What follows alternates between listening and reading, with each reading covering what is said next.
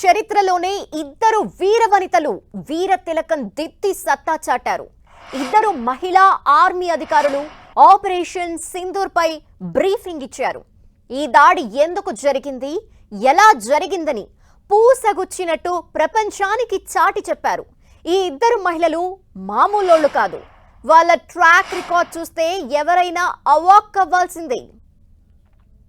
Operation Sindoor పై విదేశీ వ్యవహారాల శాఖ కార్యదర్శి విక్రమ్ మిశ్రీ మాట్లాడారు. ఇదే ప్రెస్ మీట్ కి ఇద్దరు మహిళలు, ఒకరు ఆర్మీ, ఒకరు ఎయిర్ ఫోర్స్ యూనిఫామ్ లో అటెండ్ అయ్యారు. వారిద్దరూ ఎవరనే ఆసక్తి అందరిలోనూ నెలకొంది. వారిలో ఒకరు కల్నల్ సోఫియా ఖురేషీ, ఇంకొకరు wing commander Vyomika Singh. Colonel Sofiya ఖురేషీది గుజరాత్. ఆమె తాత భారత సైన్యంలో సేవలందించారు. తండ్రి కూడా కొన్ని సంవత్సరాల పాటు సైన్యంలో పనిచేశారు. ఈ నేపథ్యంలో సోఫియాకు చిన్న వయసు నుండే సైన్యం అంటే అనుబంధం ఏర్పడింది. 1999లో ఆఫీసర్స్ ట్రైనింగ్ అకాడమీ ద్వారా సైన్యంలోకి అడుగుపెట్టారు. భారతదేశంలోని వివిధ ప్రాంతాల్లో, ముఖ్యంగా తీవ్రవాద వ్యతిరేక ప్రాంతాల్లో సిగ్నల్ రెజిమెంట్లలో సేవలందించారు. సోఫియా ఖురేషీ సాధారణ అధికారి కాదు.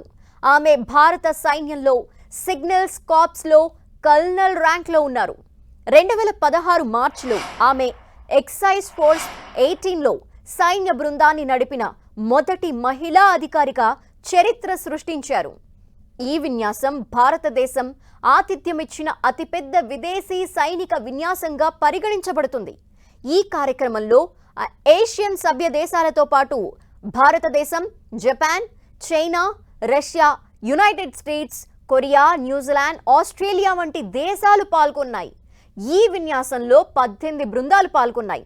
వీటిలో సోఫియా ఖురేషీ ఒక్కరే మహిళా అధికారిగా బృందాన్ని నడిపారు.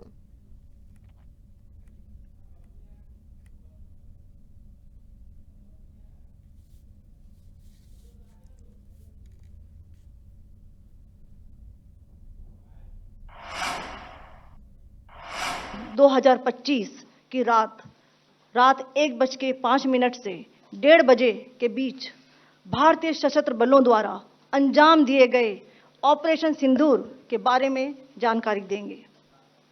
ऑपरेशन सिंदूर 22 अप्रैल को पहलगाम में हुए विभत्स आतंकवादी हमले के शिकार मासूम नागरिकों व उनके परिवारों को न्याय देने के लिए लॉन्च किया गया था। इस कार्रवाई में 9 टेररिस्ट कैंप्स को टारगेट किया गया और पूरी तरह से इसे बर्बाद किया गया।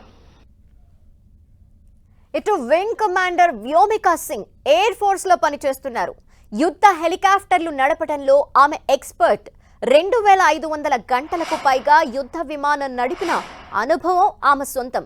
ఎత్తైన పర్వతాలు, అలాగే సముద్ర తీరాలు లాంటి భిన్న వాతావరణాల్లో కూడా ఆమె సమర్థంగా హెలికాప్టర్స్ నడపగలరు. చాలా రెస్క్యూ మిషన్స్ ని ఆమె లీడ్ చేశారు. కశ్మీర్, అరుణాచల్ ప్రదేశ్లో అత్యవసర పరిస్థితులు, వరదల వంటివి వచ్చినప్పుడు ఆమె సహాయక చర్యల్లో పాల్గొన్నారు. వ్యోమికా సింగ్ కు 6వ తరగతి నుంచి తనకు పైలట్ అవ్వాలని ఆశ ఉండేదని ఒక సందర్భంలో ఆమె చెప్పారు. అది వయసుతో పాటు పెరుగుతూ వచ్చింది. ఇంజనీరింగ్ చదివేటప్పుడు పైలట్ అవ్వటానికి కావలసిన ప్రిపరేషన్ అంతా చేసుకున్నారు. ఇంజనీరింగ్ పూర్తయ్యాక సైన్యంలో చేరారు. యుద్ధ హెలికాప్టర్ నడపడం అంటే సామాన్యమైన విషయం కాదు. కొన్నిసార్లు సెకండ్లలో నిర్ణయాలు తీసుకోవాలి. ప్రకృతి నుంచి పొంచి ఉండే ప్రమాదాల్ని దాటుకుంటూ వెళ్ళాలి. అయినా కూడా తను ఎక్కడా వెరవకుండా సేవలందిస్తున్నారు.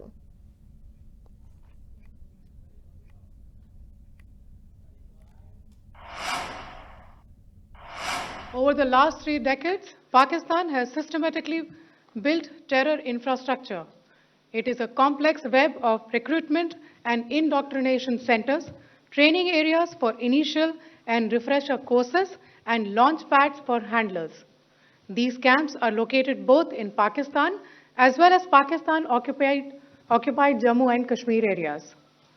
Some of the well-known training camps are located, as you can see on the screen.